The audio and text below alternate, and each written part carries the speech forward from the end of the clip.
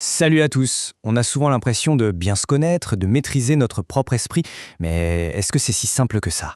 Aujourd'hui, on va décortiquer ensemble Psychologie humaine de Robert Mercier. C'est un livre qui a une ambition géniale, rendre cette science parfois un peu complexe, totalement accessible et surtout super utile dans notre vie de tous les jours. Allez, c'est parti pour un petit voyage à l'intérieur de notre cerveau. Alors, le livre met direct les pieds dans le plat avec cette question. Ça démarre fort, hein. C'est un préjugé qui a la vie dure, cette idée que la psycho, c'est uniquement pour quand ça ne va pas. Mais l'auteur nous dit « Stop ». La psychologie, avant d'être une solution au problème, c'est d'abord une clé pour comprendre le fonctionnement normal et fascinant de chacun d'entre nous. J'adore cette phrase, tirée de l'intro du livre. Ça donne le ton direct. On comprend tout de suite qu'on n'est pas là pour un cours magistral un peu ennuyeux, mais plutôt pour une sorte d'aventure, un voyage de découverte guidée qui risque de nous secouer un peu. Voilà, en gros, la promesse du livre. L'idée, c'est de nous donner une sorte de mode d'emploi, une boîte à outils pour notre propre esprit. Pas de panique, il n'y a pas de jargon incompréhensible. Juste des clés pour mieux se capter soi-même, mieux comprendre les réactions des autres et, au final, vivre un peu plus sereinement. Allez, première étape de notre exploration, démolir les mythes. Parce qu'avant de comprendre comment notre esprit fonctionne vraiment, le livre nous propose de faire un grand ménage de printemps dans toutes les idées reçues et les fausses croyances qui nous encombrent. On commence avec un classique de chez classique, la fameuse pleine lune qui rendrait tout le monde un peu fou. Eh bien, le livre est cash là-dessus, c'est un mythe. Aucune, je dis bien aucune étude sérieuse n'a jamais pu prouver le moindre lien. C'est un super exemple de la démarche du livre. On sépare les faits de la fiction. Un autre qui est tenace, les messages subliminaux cachés dans les pubs ou les films pour nous faire acheter des choses. Là encore, le livre remet les pendules à l'heure. Cette idée date des années 30 et la science l'a démontée pièce par pièce depuis. En réalité, notre cerveau est bien plus malin que ça. Et pour finir ce petit tour d'horizon, le fameux effet Mozart.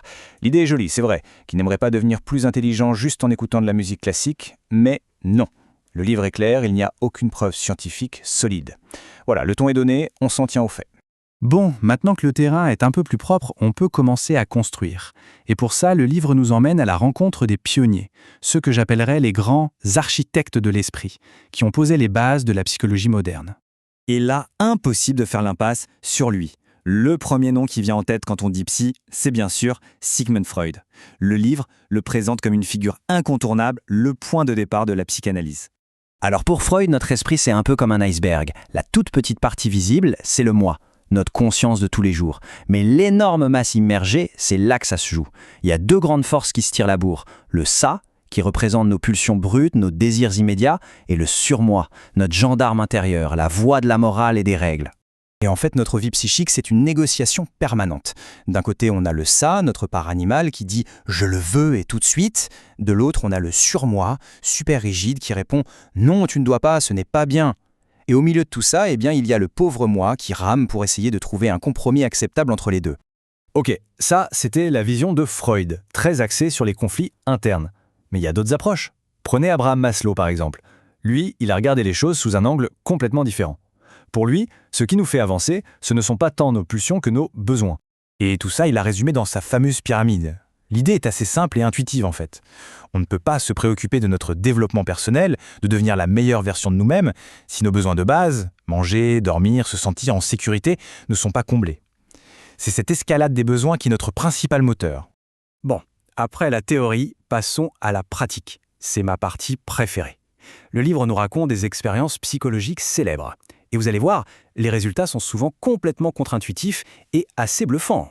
On commence avec une question simple en apparence, la volonté, le self-control, est-ce qu'on est avec ou pas? Est-ce que c'est un don ou est-ce que c'est plutôt une compétence, quelque chose qu'on peut travailler, comme un muscle? Pour répondre à ça, le chercheur Walter Mischel a imaginé le fameux test du marshmallow. Le protocole est d'une simplicité géniale.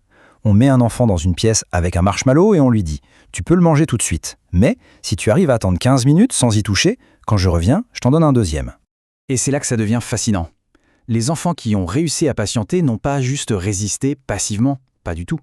Ils ont été super actifs et créatifs pour se battre contre la tentation. Ils se cachaient les yeux, ils chantaient, ils se tapaient sur les genoux, certains ont même essayé de s'endormir. Et la conclusion de cette expérience, elle est fondamentale. La volonté, ce n'est pas un super pouvoir inné, c'est une vraie compétence, c'est une fonction de notre cerveau, liée à une zone appelée le cortex préfrontal, et comme un muscle, ça s'entraîne. On change complètement de décor avec un autre phénomène psychologique, un peu plus troublant, il faut l'avouer. On va parler de l'effet spectateur. En gros, la question c'est pourquoi, parfois, quand quelqu'un est en difficulté en public, personne ne bouge. Le livre explique ça par un mécanisme très puissant, la diffusion de la responsabilité. C'est simple. Plus il y a de témoins, moins chaque témoin se sent personnellement obligé d'intervenir. Chacun pense que quelqu'un d'autre va le faire. Et au final, personne ne fait rien. Mais ce qui est génial, c'est que le livre donne des solutions très concrètes. Déjà, le simple fait de connaître l'existence de cet effet, ça aide à le contrer. Mais surtout, il y a une technique ultra efficace. Si on est témoin ou victime, il ne faut pas crier à l'aide dans le vide, il faut désigner une personne précise. Vous, la dame au manteau bleu, appelez les secours. Et là, on brise l'anonymat et la diffusion de la responsabilité. Ça peut littéralement sauver une vie. Voilà, on a démoli des mythes, on a vu des grandes théories, des expériences, mais la vraie question c'est qu'est-ce qu'on fait de tout ça? Comment ça peut nous servir au quotidien? C'est là que le livre boucle la boucle. Le message final de l'auteur, il est là. La psychologie, ce n'est pas une science abstraite réservée aux experts. C'est une formidable boîte à outils pour la vie. Comprendre ces mécanismes, c'est le premier pas pour mieux se comprendre soi-même et pour avoir des relations plus apaisées avec les autres. Et on termine sur cette question que le livre nous laisse en suspens. Il nous a donné quelques cartes, il nous a expliqué quelques règles du jeu complexe de l'esprit humain. La question qui reste pour chacun d'entre nous, c'est maintenant, comment est-ce qu'on va jouer notre propre partie ?